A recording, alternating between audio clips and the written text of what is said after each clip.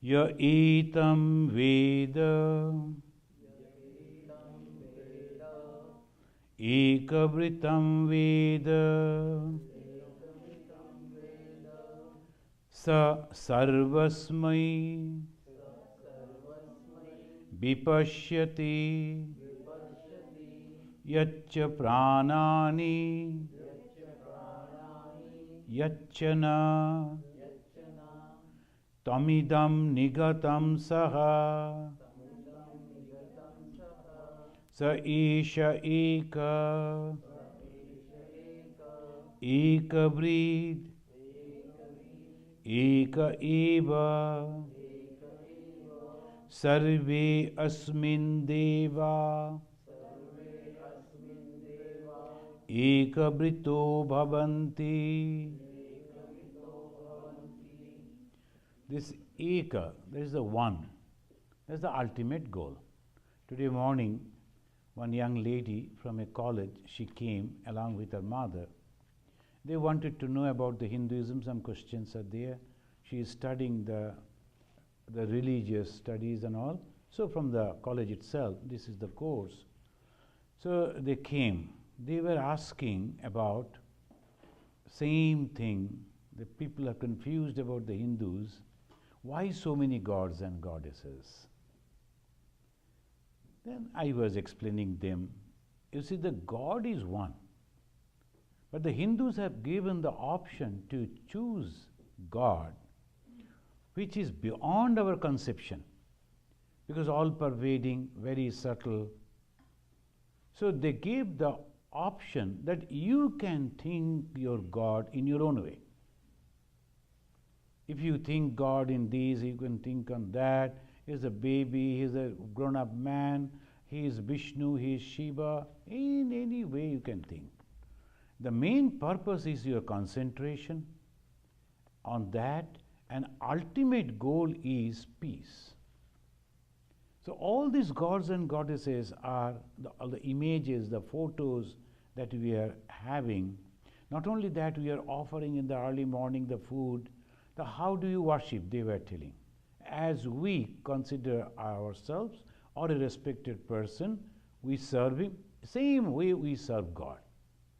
Early morning we are offering him some food as a breakfast, and then the lunch, then the snacks, then the dinner. Like that we also serve to God. And along with that, our devotion.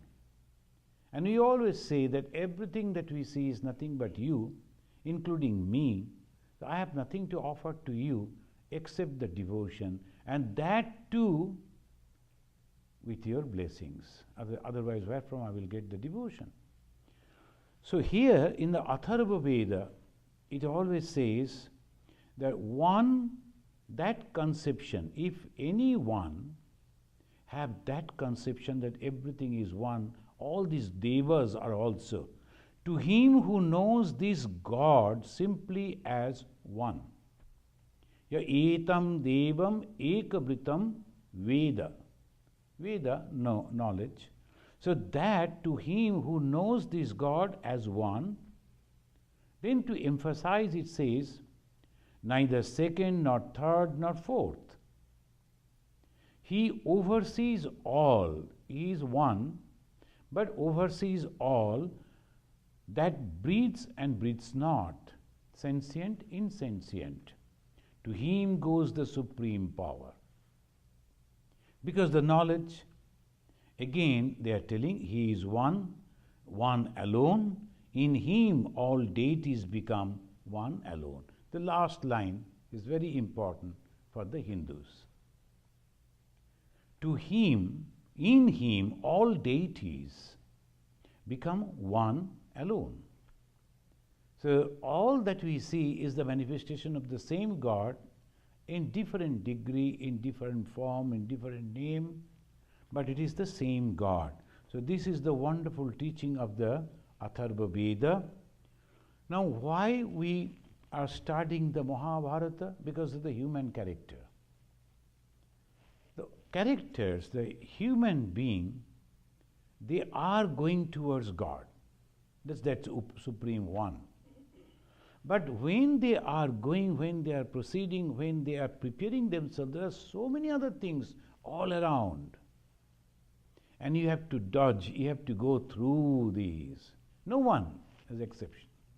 Each and every one has to go. One who can steadily move, he reaches. One who cannot, it is not possible. So this is what actually the Mahabharata is teaching us. It is giving the description of a huge, huge family. And that family is also extending to all over the Diden India, which was right from Gandhar, the Middle East we can say nowadays, up to the end of the sea.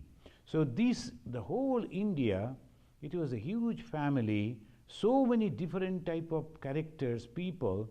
The one religion they used to follow, but even then the characters were different. So jealousy was there, hankering for power was there, cruelty was there, cunningness was there. Though they were having only one religion, there was no other religions. Then how come these people were not at peace? Sometimes we talk about the India was divided on this point only. One of the points was this. Sometimes we think that if the all same religious people we are living, will be living happily. No. Mahabharata is that they were all in the same, the Sanatana Dharma. Rishis were also present. And Rishis means Vyasadeva. He was present there. Even then, the people, in their characteristics, it was just like that. And we have studied the Mahabharata, the story, and all the characters of the Mahabharata. Now we will be concluding in 2 lectures the characters of Mahabharata. And today we are beginning with there are many great ladies were there, queens were there, but we have chosen only 3, and that is Satyavati Santanu. From Satyavati actually everything began, everything started. If Satyavati, someone was telling, if Satyavati and her father didn't give that, the promises to Bhishma, then it would have been, everything would have been completely normal, no Mahabharata at all. But Satyavati's father, he imposed that Bhishma should not marry, Vishnu should not take the kingdom. So one after another incident started happening. And Bhishma, the great soul, but was supporting the wrong party. Though he was knowing everything. Now here we find Satyavati, we are not studying Satyavati, but a great character of the Mahabharata. Then Madri, Madraraja, that Madri was also one of the queens of King Pandu. But her character was in a different way, the jealousy was there, and she admitted that her jealousy, she wanted to, always the wives like that. Pandu was having 2 wives, so Kunti and Madri. Kunti was broad-minded, very motherly, very affectionate, but the Madri was not. Even in that condition when Pandu was suffering, that time also the jealousy was there, and that's why the Madri we are not studying, but she is also a very famous queen of the Mahabharata. Then we know Subhadra, Uttara, they are all great characters of the Mahabharata, but we will only have the 3 queens, the Kunti, Gandhari and Draupadi. Today we will try to get the characteristics of the Kunti and Gandhari. Draupadi is a very complicated, very inspiring, so that character separately we will study in our next class. Kunti's name was Pritha, and the Shura, the grandfather of Krishna, the Kunti was related with Krishna. The Sura, he was the grandfather of Krishna, as a famous clan leader of the Yadava race. And Shura's daughter is Pritha. But Sura's cousin, Kunti Bhoja, he was not having any children. So he came and requested his brother, cousin brother, Shura, will you please give your this newborn baby daughter to me? I like to take that as my daughter. As it goes among the relatives, so the Sura, he gave the Pritha to Kunti Bhoja. As because Kunti Bhoja was also a great leader and a king, so in the name of the foster father Kunti Bhoja, the Pritha became famous as Kunti. So this is the background. But much afterwards, when everything almost ended, the great Holocaust, the war was ended, Kunti met Krishna and told, see, you are my relative. I like to tell you one thing. I suffered because my father gave away to another person who was not my father. I wanted the love and affection and care and protection from my father, Sura. But he didn't give. He gave those things to other brothers and sisters. But why not me? So sometimes we do not understand when we do like this, how the children they. So Kunti didn't express this in the beginning.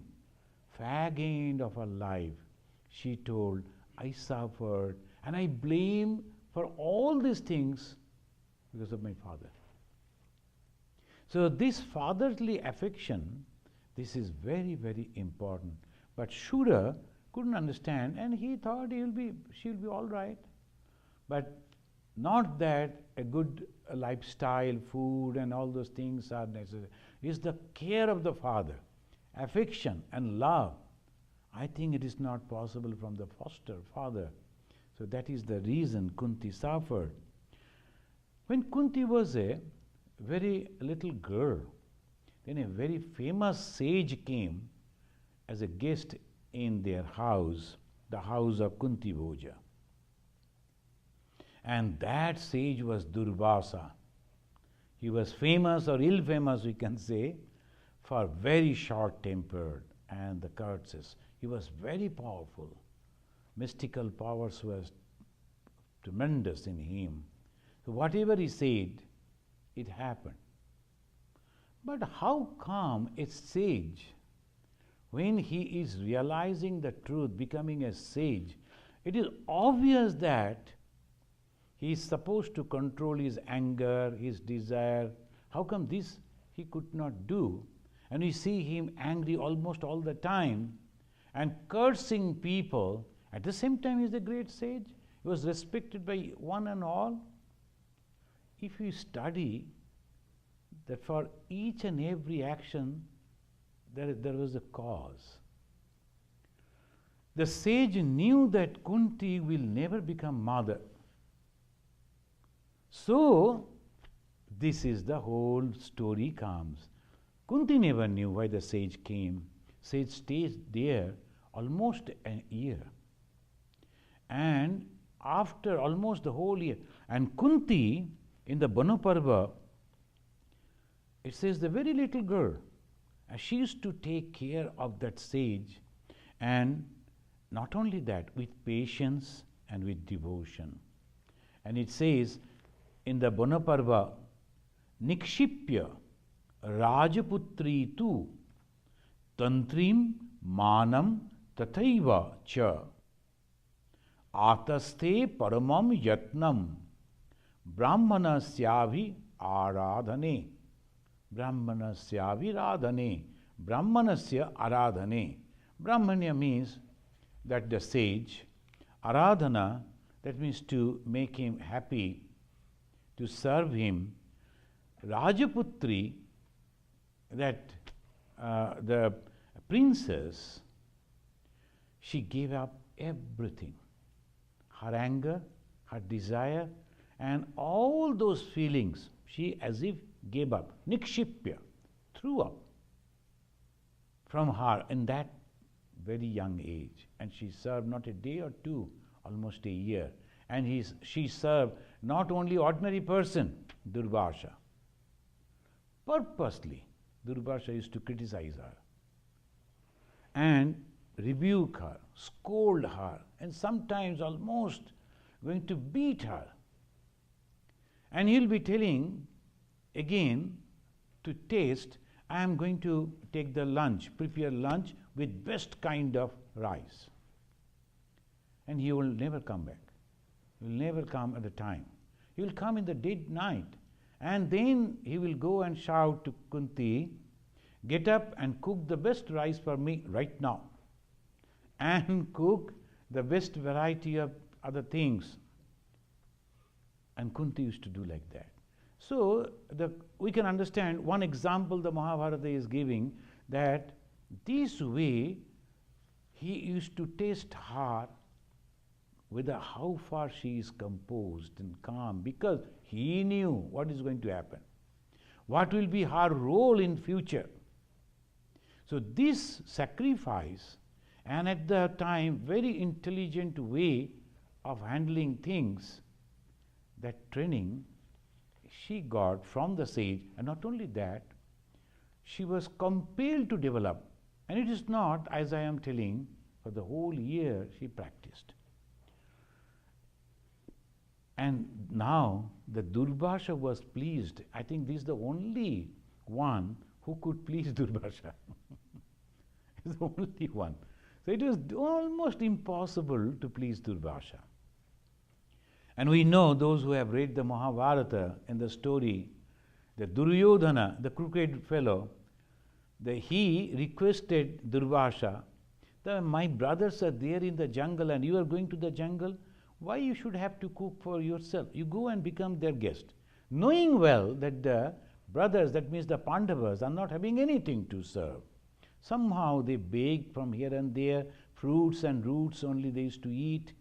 So how it was possible for them to serve? We know that story. Durvasha went not alone, 1,000 disciples, and told Kunti, suddenly, we have come, cook for us. Can you imagine how it was possible? Then immediately, again the Draupadi, she started praying to Krishna, the God, please save me. That story goes. The Krishna appeared and told, are you having anything? After everything they have already eaten, now go and search. And in the vessel they found only one rice left. Krishna took it and said, let the whole world become happy, peaceful, and satisfied. And immediately they went for bathing and they found, oh my God, what has happened? Immediately sage understood it is Krishna.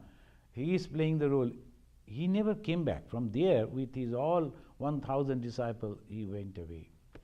So it is the God only is having, but Durvasha was also playing the role as a demigod, is helping the society to grow. So Durvasha tasyantu shila vrittena tutosha dijotsattama. It says that Shila Vrittena, because of the wonderful way that she was serving, so it says Shila Vrittena Dija Uttama. Dija means that Brahmin, Uttama, the highest, giving another praising our Durvasa. Tasyantu Shila Vrittena tu tosha. He was very happy and wanted to give the boon. Now, when the Durvasha wanted to give the boon, the first time Kunti told, it's not necessary. I don't need your boon. I am happy with my father. Durvasha insisted. First time. And second time when he said, you must accept boon from me, the Kunti was compelled to accept. So we must remember this point particularly when you are judging Kunti. Sometimes some people, they think that why Kunti did like that. She never wanted that boon. Boon was forced on her, and we know why in the future it will be. And Kunti took that. Little princess refused to accept, but she was forced. You will be able to call any god you like in your presence by repeating this mantra. That was the boon. Any god you like to come and attend to you, just by repeating this mantra. That was Durvasha left immediately after giving this boon. No one knew it except Kunti. So Durvasha gave that boon and immediately left to a very young lady, and naturally the impatient curiosity of the youth that Mahabharata is mentioning. The youths are always curious to see these and that. The impatient curiosity of the youth made Kunti test then and there. So when she efficacy of the mantra, is it true? The moment I ask that, it will come. And whom she called? The first thing she saw is sun. So she immediately remembered the sun god and will come. And the mantra was so powerful, sun god came. Now the Kunti told, no, I don't want. That particular mantra was to get to become mother. Then the sun god came and told, okay, you have called, you have to become the mother. She told, no, I just out of curiosity, I just remembered you. Please go back. I am not married and I am depending on my father. I cannot have this type of thing. Then sun told, no, I cannot go back. The power of mantra is this, unless and until I give you a son, I cannot go back. You must have to accept. So these things are going in this way, whether this nowadays in the modern society, whether we believe it or not, but the power of mantra is so much, even the gods are compelled. So the son came and told, Naham dharmam lopayishyami. The Kunti was telling, I don't like to give up the dharma of the maiden. I don't like to give up that. Please help me. Then the son told, you will remain as it is and nothing is going to happen, but still you will bear my son. And in the Mahabharata, in one place it says, when the gods are giving the blessings for the son and the children, the effect is immediate birth. But if the rishis are coming, in those days it was very common, so it would take normal lifetime, that means 10 months or 1 year like that. So, Naham dharmam lopayishyami. And then we know a birth of a just sun-like son. He was the Karna. And the character is going in such a way. But the mother, Kunti, was always affectionate to Karna. But secretly she used to love Karna so much. When she came to know Adhiratha was not a Rati. He was a mechanic. Adhi, half, Ratha. In those days, nowadays the car we are driving. But we are driving means just ordinary driver. But some people are there who are trained in such a special way, they will be in the competition, the speed and the way they control the car. Majority of the people won't be able to do that. So that car race, those drivers and all of us, we all know the driving. Are we equal? No. And the mechanics, all the mechanics, they know how to drive a car, but they are not drivers. Drivers are different. So the Adhiratha, he was a half driver. Actually, he was a mechanic to repair the chariots, rathas. He was the foster father of Karna. So we can remember that when the Karna was fighting with Arjuna, is one of the wheel of the ratha went down to, and it was stuck. Karna tried to repair that because he knew that particular trade, how to repair, but he didn't get the opportunity, chance and time. So Karna was trying. So Karna became Adhira. When he came and announced that I am Karna, my father is the Adhiratha, I like to challenge Arjuna. So immediately the Acharya understood that he is going to defeat Arjuna. He said to protect his own, he said, no, You are not a Kshatriya, you are a Adhiratha's son. We are not going to allow you to. It is only the Kshatriyas. Then taking this opportunity, Duryodhana declared, I am giving him Anga Rajya. Anga, that is a part of my Rajya. That is a kingdom. It is a part of the kingdom. I now give it to him. He will rule that kingdom. So he also becomes the same status of the Kshatriya. So now we see the Kshatriya, Brahmana, it is all professions. The Acharyas, Dronacharya, Kripacharya, they were all Brahmins. They took the profession of Kshatriya. Then Karna, though the society, in those society they used to know that he is the Adhiratha, the lower caste, but the moment he was given that to become a part of the kingdom, he became the king, the ruler, he became the... And now one person was very happy, that was Kunti. When all these things were happening in that arena, then Kunti saw the first time his grown-up son, and she was so pleased that my son is still surviving. And she came to know about Karna from there. And she felt that as if I should go and embrace my son, but she couldn't do. She was controlling somehow herself. All these descriptions are beautifully. The mother's heart, but society's bondages that didn't allow her to do. But she was very much affectionate. And the moment the Duryodhana declared that, Arjuna and others, they were very angry, but Kunti was very happy. My son has been given this. So this is the Kunti. But afterwards, this incident went on paining her mind.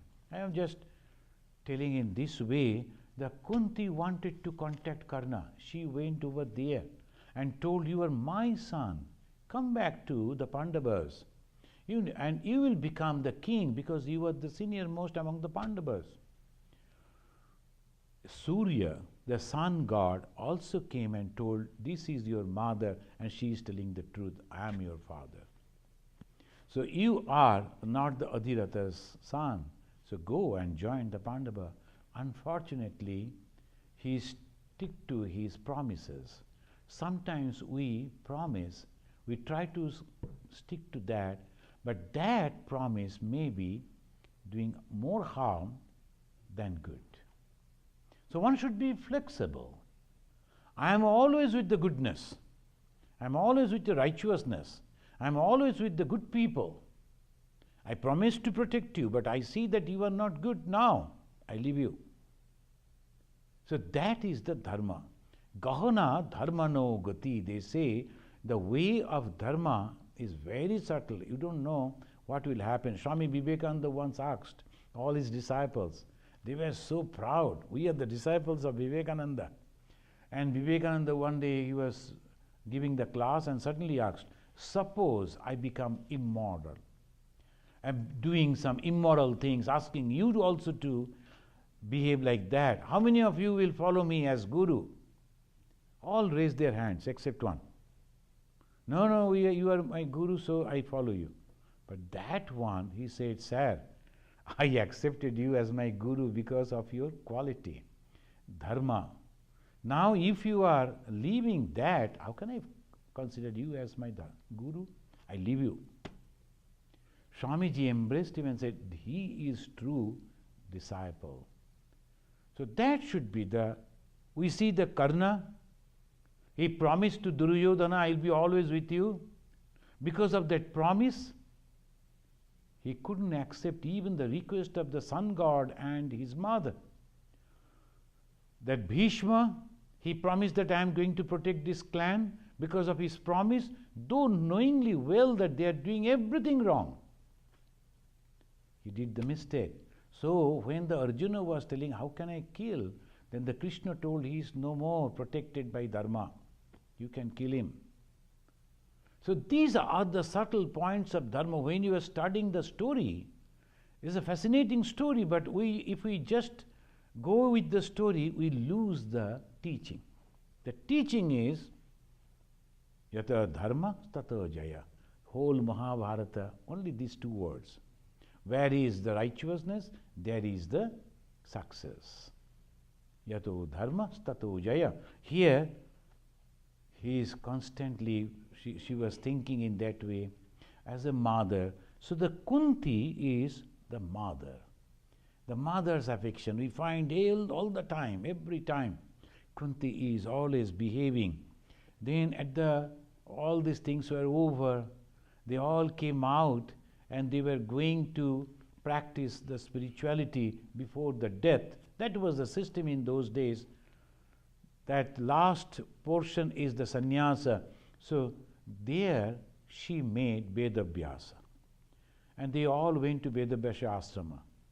And she started crying before the Vedabhyasa, telling, I committed a sin in my life, though I never wanted the boon. And the Rishi gave me the boon. I was so young, I could not understand the implication of that. I just out of curiosity said like that, and the whole thing happened. I am suffering so much. Even our children, my children, the Yudhishthira was ready to curse our mother because of this.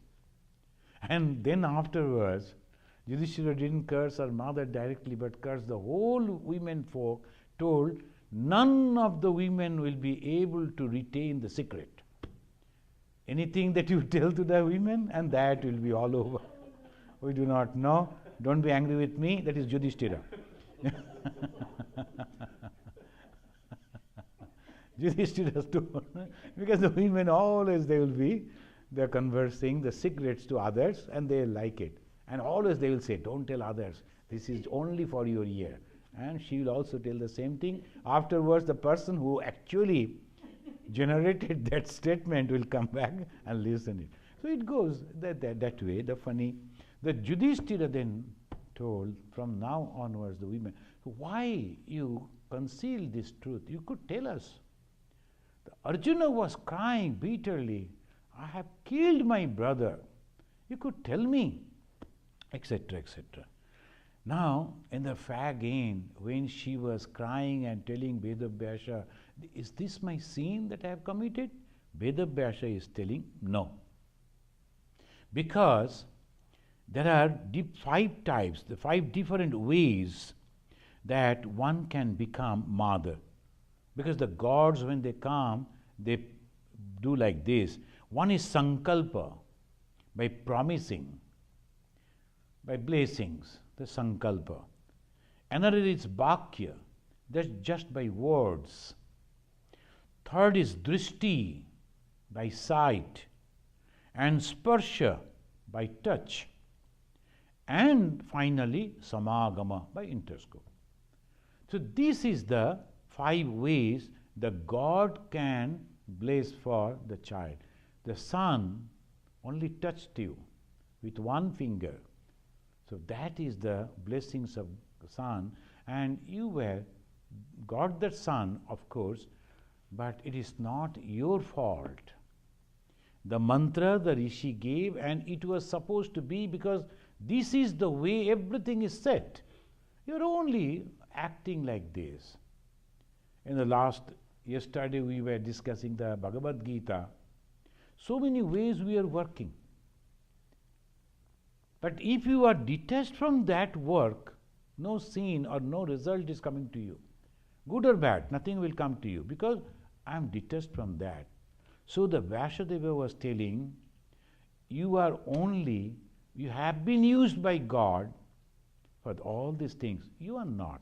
So he says, Vyasadeva says, aparadhaschate nasti.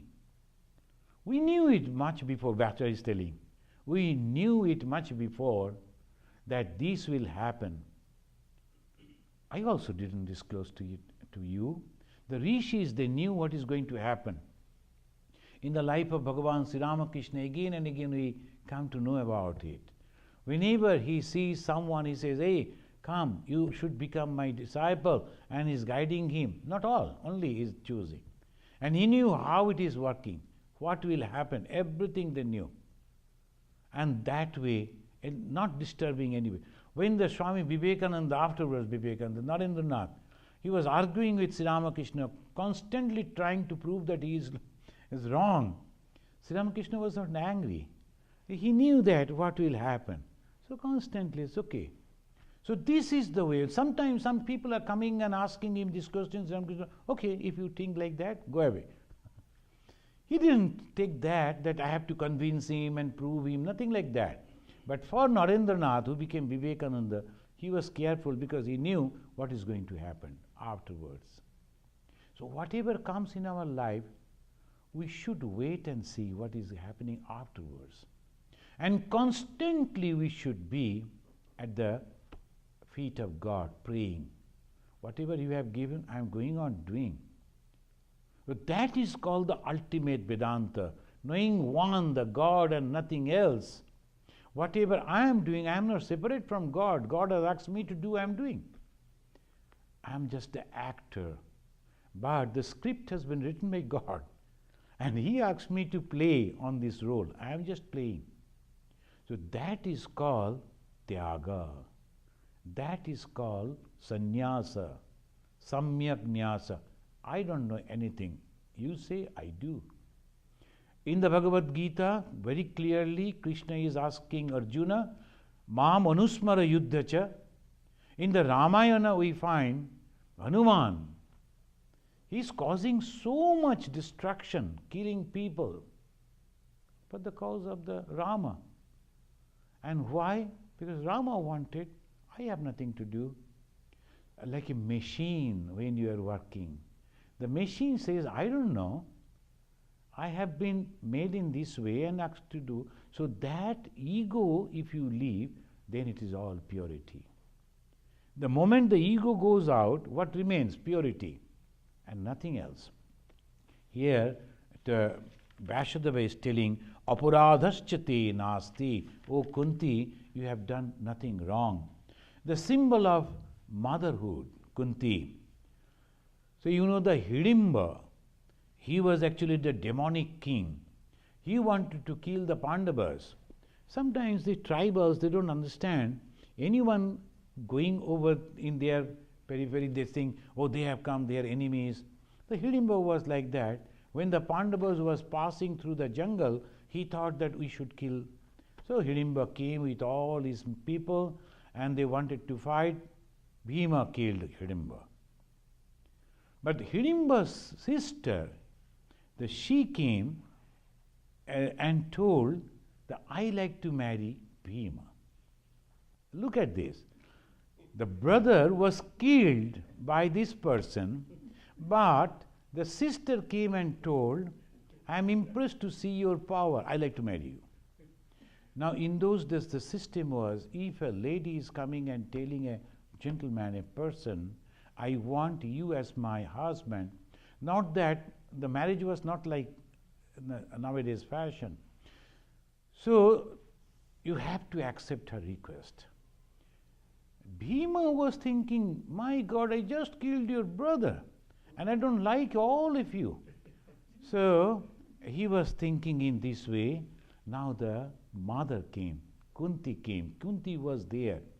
After that their house was burned, they were secretly passing through the jungles. This thing happened. Now look at Kunti. Immediately Kunti told his son, why not? This is the system. And he asked Yudhishthira also to quote from the scripture that this is the system, you must. And the Yudhishthira also supported the mother. Then Bhima told, okay, I will spend 1 year with her. Then I don't care about. That is Hidimba. She accepted that condition. And afterwards Hidimba became the mother and gave birth to the Ghatatkacha. We know the Ghatatkacha is a very ferocious warrior. And when the Ghatatkacha afterwards, he grew up, came to the Pandava, this is Kunti, who never said, other Pandavas told, no, we cannot accept you as our own. We are all higher caste, you are lower caste.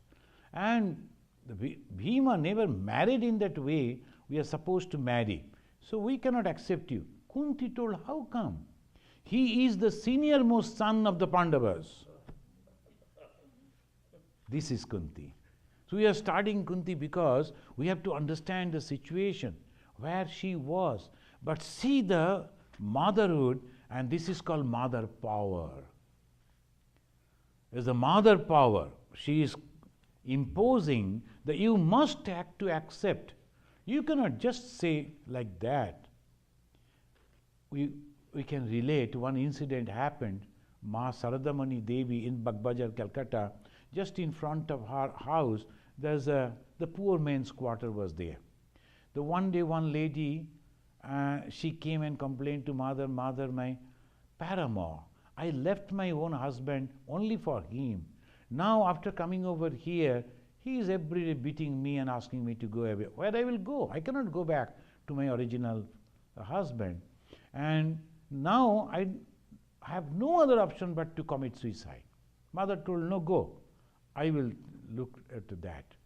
One day when the gentleman was beating the wife and was forcing her to go away, then the mother, Ma Saradamani Devi, the people never heard her voice. She was so soft. And with a very strong voice, standing on the veranda, she told, "Hey, because of you, she has come out, leaving all her own people, even her husband. Now you must have to look after her, or otherwise I will curse you." The man became very much afraid and then accepted that lady as wife. Mother didn't say, "Hey, why you have left your husband and came over here?" So when right this moment what is happening, that the mother is protecting. So that is called the wonderful mother power. Not always the affection, but at the same time the conviction, decision, powerfully. The Ghatatkach Putra, now in the language of the Mahabharata, Jeshta Putrosi Panchanam. The Ghatatkacha, the Kunti is telling, you are the Jeshta Putra, you are the senior most son of the Panchanam, the Pandavas. Kunti's motherly heart did not hesitate to send her dear son Bhima to punish a tyrant called, that's also we call it demon, in the Ekachakra village. We know that when they went and they were staying with a Brahmin family, and one day evening they heard the whole family is crying. What happened? The Kunti went inside and told, "What happened to you?" The Mahabharata is giving the description when they were crying. The Kunti entered into that house as if a cow is entering to search her the calves. Like that she entered, and why you are crying? We are your guest. We can protect you. No, you are our guest. We cannot take any service from you. Forget about that. You do not know who we are. She was not disclosing. Don't take so much thing. What happened, you tell. Then they say the person over here who is ruling, and he said, we have to carry food. We have to sell out everything to purchase the food for him. And not only that, is a cannibal. So whoever will carry the food, he will eat him up too, the person. So today our father is to suppose that Brahmin is supposed to go. Then the Kunti told, "Oh no, whatever the food that you have cooked for him, my son will carry. You don't bother about it." Yudhishthira came and argued with the mother. You do not know that we are totally depending on Bhima's power to survive in the forest. Arjuna cannot fight, because in the forest, you know, it is only the man-to-man fight. So Arjuna was very good in archery, but there is no place for fighting like that. No other can fight except the Bhima, and Bhima was having the power of 5 elephants. Even the elephants were afraid of Bhima. Bhima was protected by the snake, the venoms. So it is only the Bhima who can protect us. And now you are sending him to there? Then he said, to save the people, you are sacrificed. You are my children. As a mother, I have every right to sacrifice you for the sake of the others. So this is the teaching in the life of Kunti, the mother heart, mother power, never hesitate to sacrifice even the dearest of the dear son for the betterment of others. Then we find the Sahadeva, who was the son of the Madri, the Kunti's co-wife. Madri was very jealous of Kunti, but Kunti was so beautiful. But she was having a very broad mind. So that's why the Kunti was loved by all.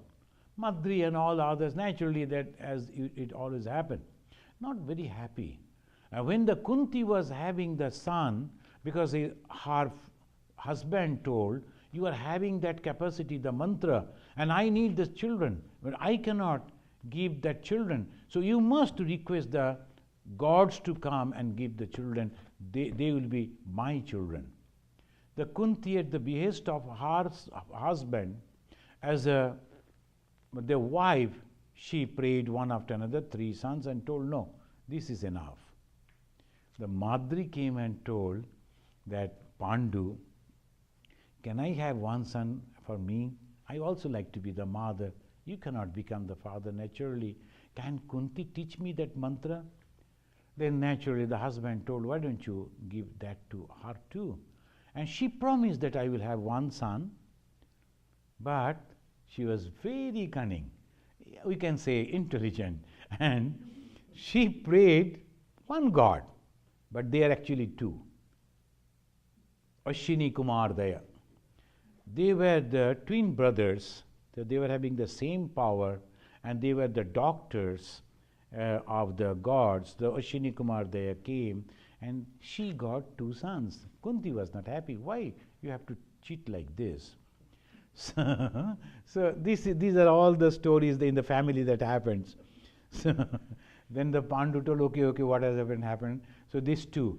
Now when the Pandu died, and Kunti, Madri went along with the Pandu and burned herself, and that time Madri told the sister, that is the Kunti, I was always jealous of you, but you have a wonderful heart. You always cared my children as if you are their mother. So I want to give this to. Kunti told, let me go and die along with the husband. Told, no, I won't be able to take care of your children because my heart is not that broad. I will always compare with my children and your children, but you will never do. That was proved. Anywhere, anything happened, Kunti was always careful about the Sahadeva, the younger one. Sahadeva is most youngest, and he was not that way strong physically.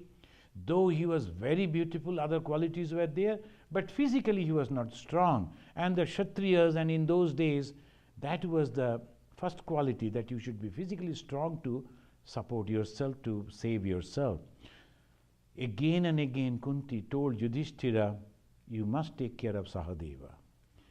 And Kunti was so much attached to the Sahadeva, when they were going to the forest, then told, let Sahadeva be with me. She didn't say that one of my sons should be with me. She said, Sahadeva be with me. And that is why afterwards, when that happened in the Mahabharata, when all the brothers, they were killed by one Yaksha. He was actually the Dharma. And he was asking the question, and the Yudhishthira answered the questions, the famous questions. And then he told, you can get back only 1 brother. 4 are dead over there. Then you can choose any of your brother. He will come back to life. Choose anyone. Whom the Yudhishthira chose? Sahadeva. You know why? Because mother told. His mother told, you must take care of Sahadeva. And Yudhishthira told, it is okay. So this is the Sahadeva. We find Kunti cried and tried to pacify Draupadi after the insult in the court. The Kunti, no one was comforting Draupadi after her insult in the court. It is Kunti. She embraced her and cried and said, how come that my sons became like this? So when the Krishna came, he met Krishna and asked him to convey her message to her son, because their sons were in a different place, and Kunti was living with the Duryodhana and others, and Kunti was suffering. Still that, she told, as a married woman, I am supposed to live in my in-laws' house. This is my dharma, and this is my in-laws' house, my husband's house. I should not leave. Immediately, those who have studied the life of Ma Sharadamani Devi, you may remember Bhagavan Sri Ramakrishna is teaching Ma Sharadamani Devi. Maybe other people will come and offer you good houses, good places. Don't go and stay there. Always stay in your husband's house, because there you are free. The Kunti told, I don't like to stay, because the sons were staying in different places. We know, the Virat Raja and all that. The Kunti told, no, I don't like to go along with you. I like to be over here. And she was suffering a lot, because all the time Duryodhanas and others, they used to tease her. But Kunti beared all those things. When the Krishna came finally to decide whether there will be war or not, she met Krishna and told, tell Yudhishthira to act like a Kshatriya. Why Yudhishthira is sitting like that? Why all the time trying to pacify these people? You should act like a Kshatriya. Then she told they should fight till and net. They should fight tooth and nail to get back their kingdom and to take revenge of Draupadi's insult. Otherwise, I would not see their faces. That is the mother power. Then she told a story of Vidula. That was a very famous story. Vidula's son, he was a king, but he was a weak king. Then the Vidula told, are you my son? You are a Kshatriya and afraid of death? Go and die over there. I know that you won't be able to fight with that person. You will die. Go and die, so that I can tell my son has fought over there and died. That is Kshatriya. The Kshatriya Birja, we can imagine, Swami Vivekananda is telling, after the Mahabharata, Kshatriya Birja, that was completely gone because of the Buddhism and other the dharmas came. All thing came as a Brahmanas. Kshatriya dharma is very strong. So that she is telling, quoting the Vidula, go and tell the story of the Vidula. Just like Vidula, I am also telling my sons, either you be successful or you die in the battlefield, but don't die like a fool. So that is not. Fifth, we find the Kunti's motherly heart did not differentiate Kaurava and Pandava. She was also constantly praying and blessing the Kauravas, even though many times she has, particularly to Vyasadeva, he said, they used to insult me so much. Kunti refused, requested the Veda. Now, this is a very interesting, the Veda Vyasa, he was having the miraculous power. When the Kunti was going the final stage, never to come back in the world, then she told Vedavyasa, I like to see Karna. But Karna was dead by that time. So I know that you have that miraculous power. Can you please show me the Karna, what he is doing in the heaven? The Vedavyasa has to do that. And not only Karna, the other also they came. They told her, don't worry about that, your son is there happy. And seeing Karna happy over there in the heaven, Kunti was having the peace. With that peaceful mind, she entered. So the love ultimate, she goes on to see how the sons, as a parting message, Kunti said to Yudhishthira. This is very important. She tells, Dharma te dhiyatam buddhihi. Dharma te dhiyatam buddhihi. May your intellect be always guided by righteousness. So this is the Kunti we learn from the Kunti. May your intellect be always guided by righteousness, dharma. that this is my son, though the son is doing bad thing, so I should protect, and the other people are suffering, let this suffer, because it is my son, I should protect. No, not like that.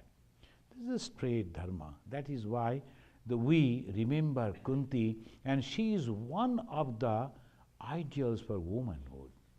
This is the Kunti, and in short we'll study the life of Gandhari. She was the daughter of Subola. Subola was the king of Gandhar. Now this Gandhar we know.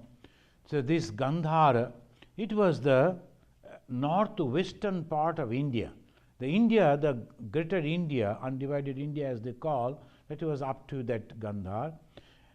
And Bhishma came to know that Gandhari, because of the country, her name was Gandhari, has got a blessings from the Shiva that she will become 100 sons' mother. The Bhishma used to give all information, and immediately he decided that Gandhari should be married with the Dhritarashtra so that this family will be protected. Because the Bhishma was doing his job perfectly. His was to protect his own clan and the country. So naturally, he thought, if the 100 sons are there in those days, even today, in the northern part of India, Punjabs and all that, they love son than the daughter. That is very peculiar. But in Bengal and other places, they love daughters than the son. The eastern part is all mother, the daughter, and they will call the daughter as mother. But in the northern part, in Punjab and UP and all those, even the daughter they call as beta. Beta means the son. Beta kya chahiye? Even the daughter, they don't say. So that is because the weather, maybe it was difficult for the girl child to survive. When the girl, she cannot fight, cannot stand by the side of the father, so they always used to think the son will be a good thing for me. But nowadays it is not, but tradition is still going on, I find even in the newspapers. And Bhishma calculated 100 sons, that is very good, and then we will have a lot of strength. So manpower, that was thinking. And immediately sent that request, the Gandhari should be married with the Dhritarashtra. In the beginning, the Subola refused. But these people, particularly Bhishma, they are so powerful. It was very difficult to say no to Bhishma. And moreover, if my daughter goes to that family, so I will also be connected with the family. So I will also be very powerful naturally as a relative of the Kuru Pandavas. So that calculation, that Subola get married to his daughter. And Gandhari, the moment she came to know that her would-be husband is going to be a blind person, the Gandhari was so happy that I am going to, particularly India, that is Bharat, and I am going to be the queen of such a big family, big kingdom. And the poor lady never knew that her husband is blind. When she reached, in those days, this is also very peculiar. They never asked the prince to go to marry that lady over there. Because when you are traveling a long distance, there are possibilities of the uncertainty, unsafety. So they used to ask the girl to come. If anything happens to the girl, okay, we can go for another girl. But we should not send our son. Every time, if you notice, in those days, they used to ask the princess to, her brother, he came along with that sister Gandhari, and he became a very famous character in Mahabharata, Shakuni. The Shakuni was our brother, and the Shakuni Mama we call, maternal uncle. The Shakuni Mama came, and with lot of jewelries and all, but that was not necessary. The greatness of the Gandhari, the moment she came and saw her would-be husband is blind, and she immediately folded her eyes and never opened that till death. So that is the wonderful sacrifice as a wife the Gandhari did, and always followed, and that is why Gandhari became, even the supernatural power was tremendous in her.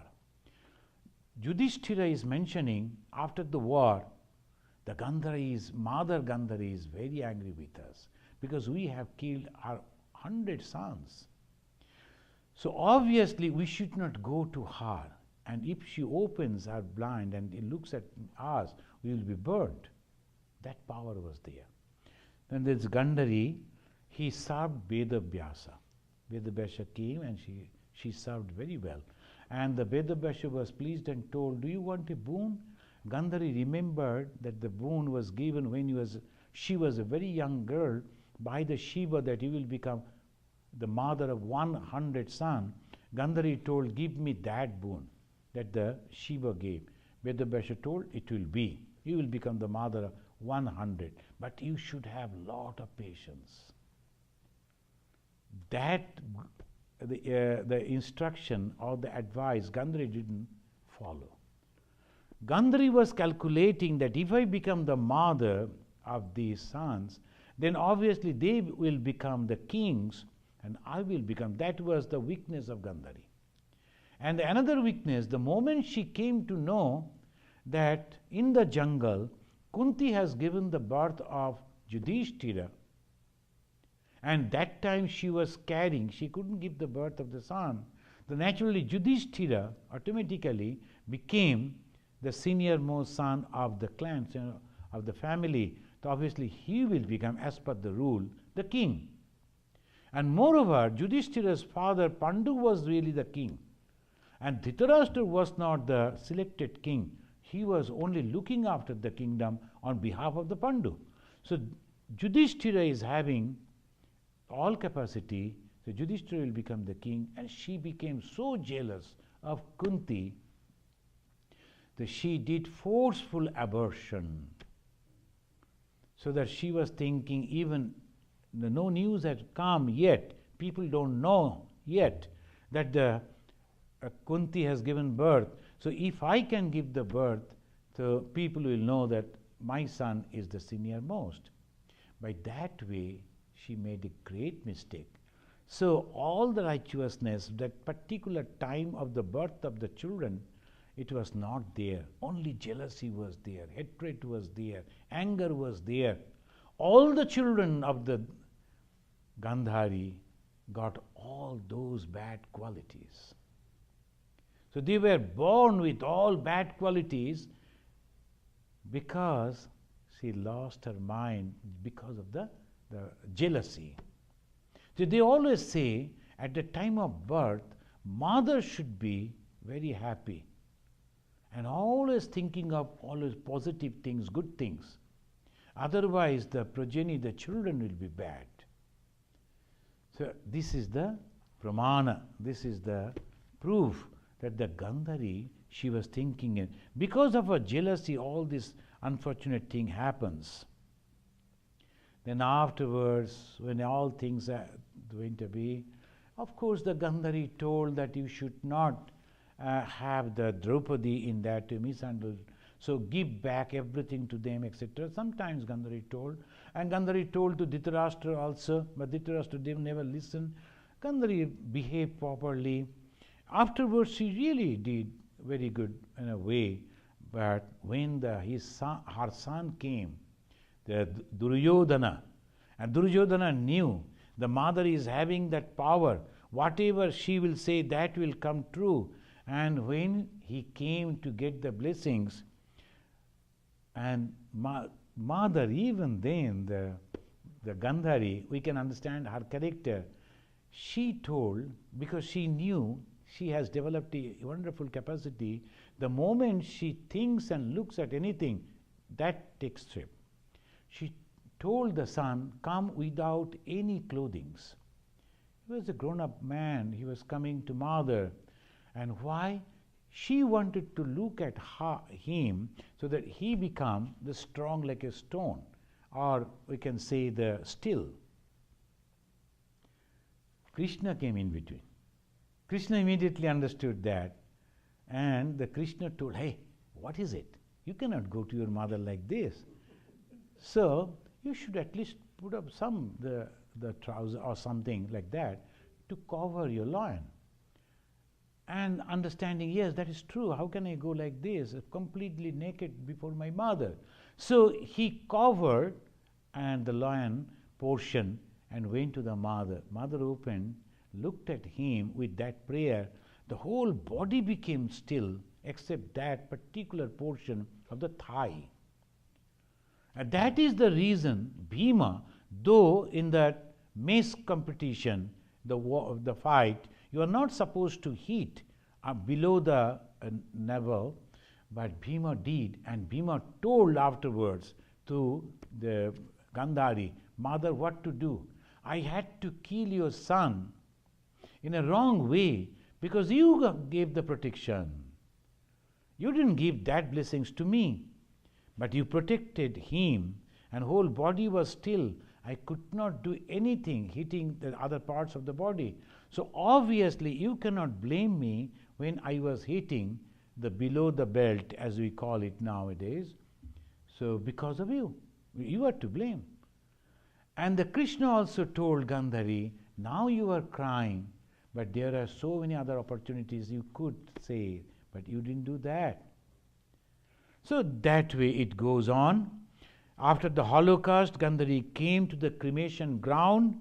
There she expressed to Draupadi and told, dear daughter, my sons are the cause of this death and destruction and devastation. I am sorry. So that was the Gandhari's character. And Gandhari cursed Krishna. And Gandhari told Krishna, I knew you could stop this, but you didn't stop. You had so much of power, you could stop it, but you didn't do that. And that's why I should curse you. I will curse you that as this, our whole clan ladies are crying, each and every one has become widow. Your clan will also suffer like that. Your ladies will also be mishandled by other people, and your ladies will also cry as we are crying. And not only that, O Krishna, you will be killed by a very unknown, unfamiliar person. In the hands of a very unfamiliar person, unknown person, you will be killed. Krishna smiled and told, I know that. And just I was waiting when he will speak. See, this is the thing. This is very special. It is always everything is done. When it is coming into the effect, we only see that. Ordinary people, we see the effect, but the cause is there. We don't see the cause. So then in the Mahabharata we find, and afterwards Vedavyasa is telling about the Gandhari, Gandharya Dharma Shilatam. She is the embodiment of Dharma. Why Dharma? Because all these things were pre-planned. And she was only acting, knowing that I am doing bad. Still she acted like the villain. And the what's called that in the movies and others, the person, director, he chose a person and told you are villain. Chose another person and told you are a hero. Told another person you have to suffer. So like that, all this, and they enacted so well. The Gandhari also was not bad. She only enacted, knowing everything well, she enacted so perfectly. So the Vedavyasa ultimately is telling she is the embodiment of Dharma. And Kunti is the embodiment of motherhood. You know, the mother is most pure word. Amba in Sanskrit, Ma, that is in Indian language. That Amba, mother, means what? Compassion and detachment. Love, compassion, at the same time, detachment. We find in the character of the Kunti. Thank you very much. Let us conclude. Yes. Yeah, two very Yeah. Even though I got the answer, but still clarification. When we make the promise and ultimately that promise comes to harming you, should we break the promise? Oh, sure.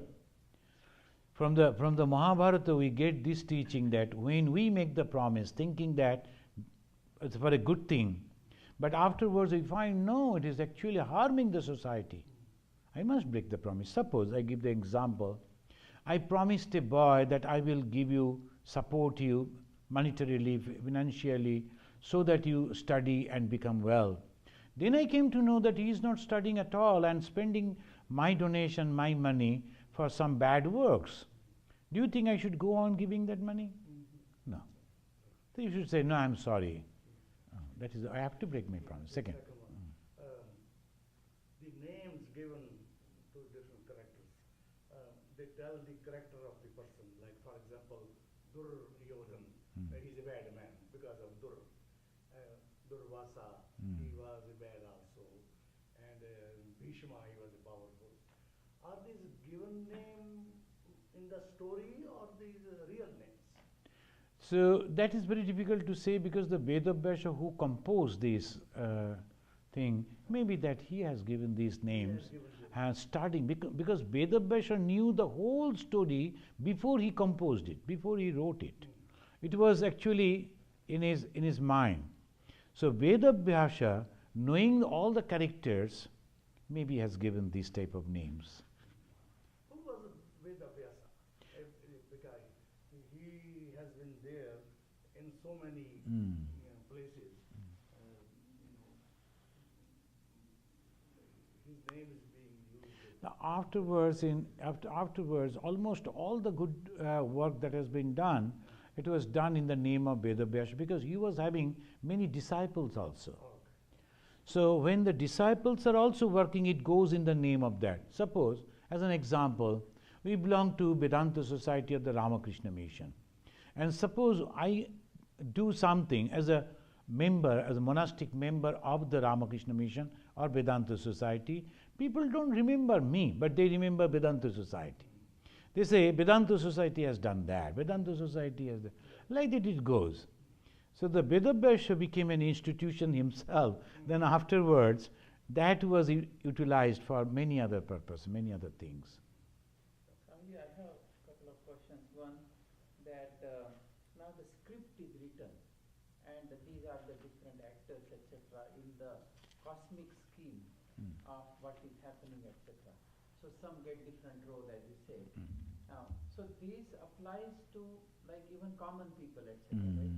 So if this is the case, then the other thing is that the law of karma for that soul, jiva, and the script, the cosmic script. So where and how they interact? See, this is a very, very subtle way things are happening. When the person was asking almost the same question to Bhagavan Sri Ramakrishna, so why God should write like this? You know, it is your karma phala. And yesterday, those who have attended, I think you attended the Bhagavad Gita, the 5th chapter, in the middle, I think 15 or 16, there the Bhagavan is telling, Nadatte kasyachit papam, nachaiva sukritam vibhuhu. So I don't give anything that as a blessings, or I don't curse also. What I do, I create the Prakriti. Out of me, the Prakriti comes. And Prakriti is having Satya, Raja, Tama, all these gunas. Then from there, the creation comes. And in creation, every created being is having 3 gunas, Satya, Raja, Tama. And accordingly, they act. And different type of karma that you are doing, Satya, Raja, Tama, so accordingly it moves. I don't do anything. So then this question, who wrote the script? We, because of our karma phala. And that was assembled in such a way that the whole thing moves in this way. But who is doing that? We call Ishvara. The Ishvara is the consciousness, and that is reflected and doing all these things. The Ishvara is performing. But we also are consciousness reflected on ego. So what is jiva? Consciousness reflected on ego. So because of the ego, we decide. Today the young lady came to ask me some question, and her mother was whispering, why don't you ask this question, why don't you? No, I should ask. And she was deciding, but her questions was not that good. The mother was choosing the right questions, but she won't. So that ego, this is my class, and then I am going to ask this question. So because of the ego, the father and the mother in the day-to-day life we see, they are guiding us. You should not do this, you should not do that. But the children sometimes don't listen to the parents even. They will be doing in their own way. So obviously the result that they are suffering. Same way. Swamiji, in this Kunti's example, that she was immature at that age, etc., she served, Durvasa gave the boon, and then so out of curiosity she prayed. So all these things basically, so that is also linked to the karma phala. Karma phala. So why Kunti? Why not some other lady to serve the Durvasa? But it was chosen Kunti because of her previous some karma, that she will come in contact with the Durvasa, and she will be the Durvasa will be happy with her. This thing will happen, it will go like this. So the message for us is that, as Swami Vivekananda said, you are the maker of your own destiny. That is the ultimate in Vedanta. You see, we are the maker. Then I was telling in the yesterday class that when we learn Nadatte kasyachit papam nachaiva sukritam vibhu, I don't give the blessings, I don't do anything, then why should you worship the God? If the God is not helping me, why should I do that? That is called, we will do that so that the ignorance that is differentiated me from the God, who is actually not doing anything but the consciousness supreme, to go back to that consciousness, I have to pray to God. Why?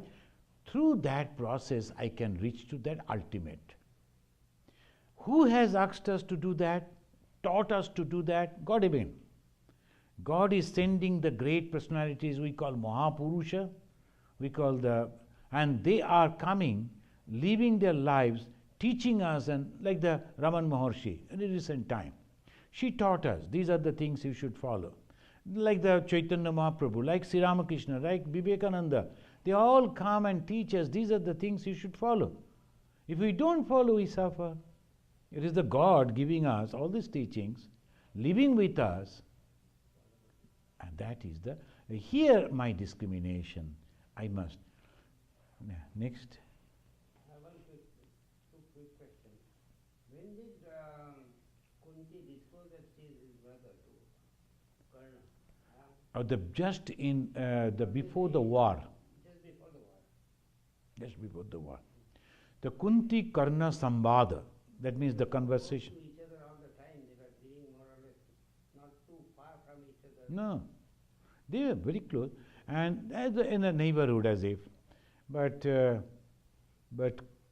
Karna was the king, with a small kingdom, but the king was what's called Angarajya.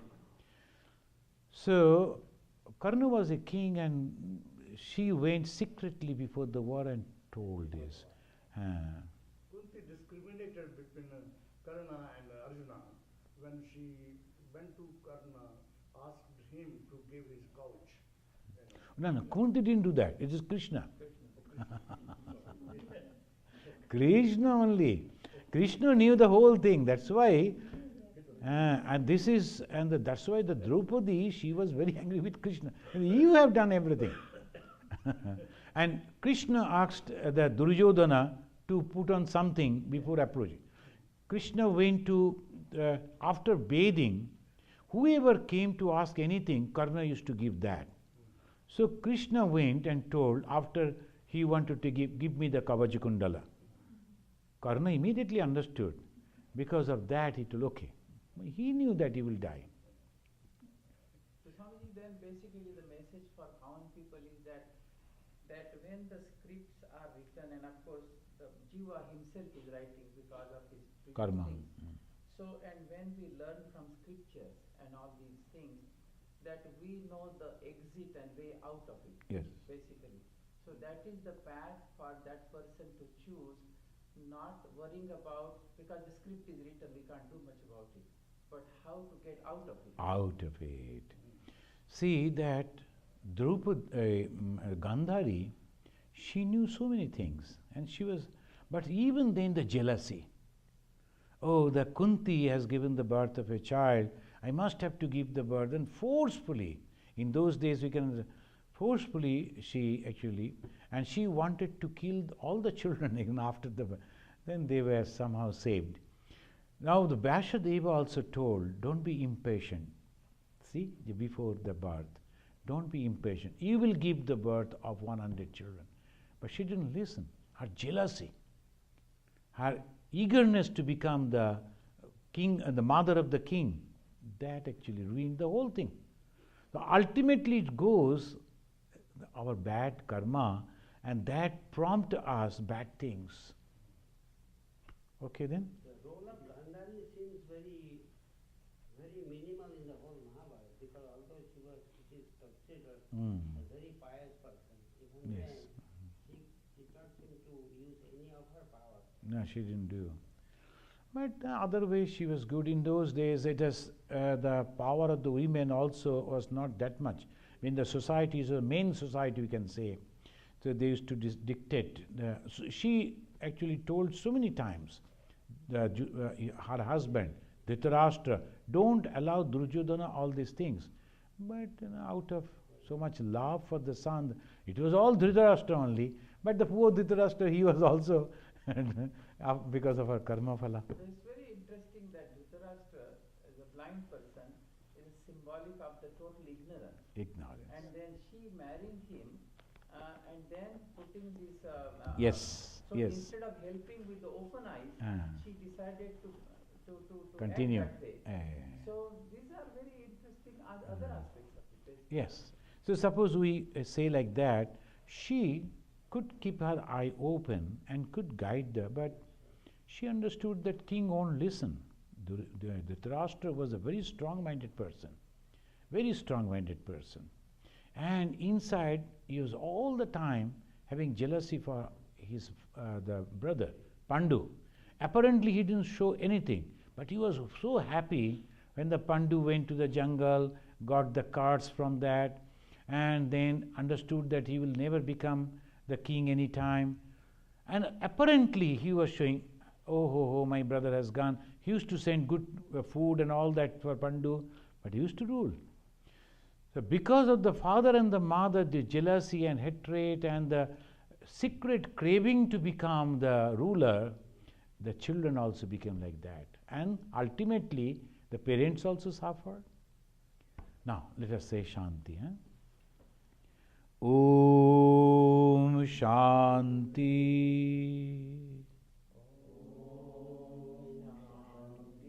Shanti. Shanti. Harihi Om. Our next class in the next month, December, it will be on Draupadi. And then January, February, maybe March, just 3 months, is a severe cold. We usually stop all functioning in the Vedanta Society also. We'll also stop there. So